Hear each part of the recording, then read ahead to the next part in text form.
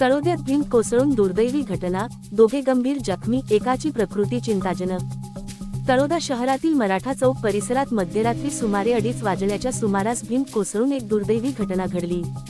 घरातील कुटुंबीय झोपेत असतानाच अचानक घराची भिंत कोसळल्याने 2 जण गंभीर जखमी झाले असून त्यापैकी एकाची प्रकृती चिंताजनक आहे। दोघांवर सध्या सुरत येथील खाजगी रुग्णालयात उपचार सुरू आहेत। याबाबत घटनेची माहिती अशी की मराठा चौक येथील गाढे कुटुंबातील सदस्य घराच्या गाळ्यात झोपलेले असताना अचानक भिंत कोसळली। त्यावेळी घरात 4 जण झोपले होते।